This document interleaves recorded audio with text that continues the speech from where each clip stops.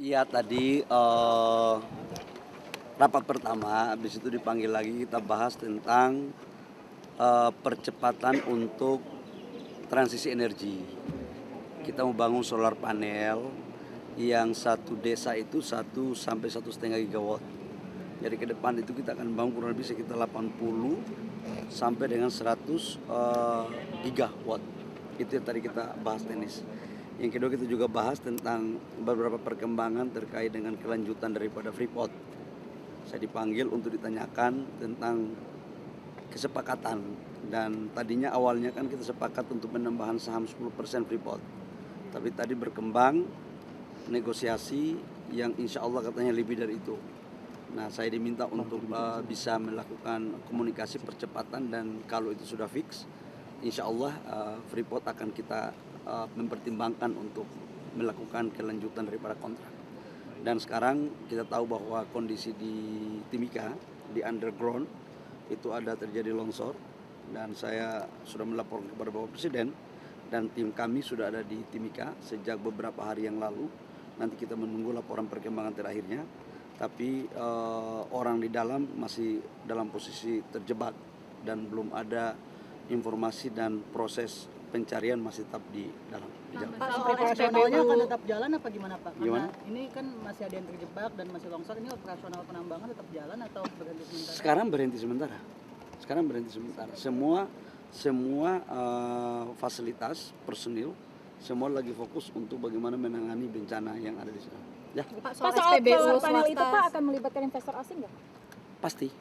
Karena solar panel 100 gigawatt itu kan cukup besar. Sementara kapasitas industri kita di sini hanya satu tahun tidak lebih dari 5 gigawatt.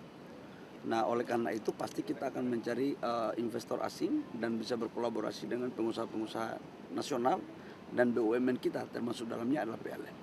Soal nambah berapa Pak? Pak, soal SPBU. Alhamdulillah tadi awalnya kan penambahan saham Freeport itu kan 10%.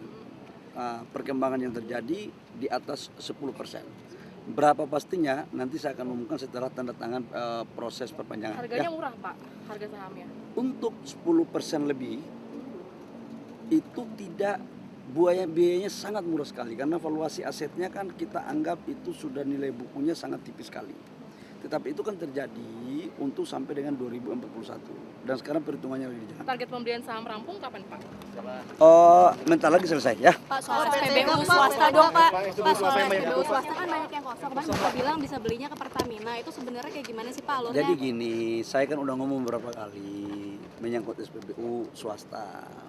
Yang pertama, SPBU swasta itu sudah diberikan kuota impor 110% dibandingkan dengan 2024. Ini biar clear ya, kita sudah memberikan kuota impor 110%.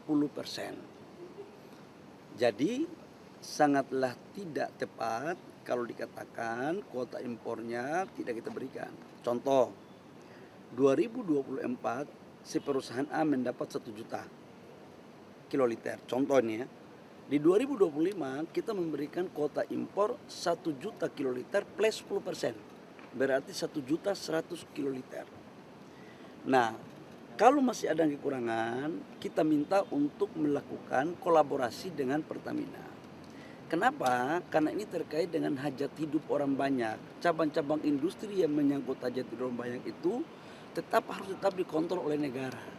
Supaya apa? Semuanya baik. Ya, gitu ya. Gimana Pak caranya Pak?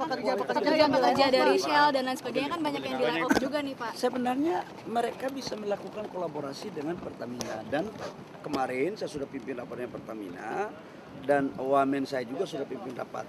Tapi nanti saya akan mengecek perkembangan terakhir dari tim yang kemarin saya bentuk untuk mengatasi. Ya. Berarti sampai akhir tahun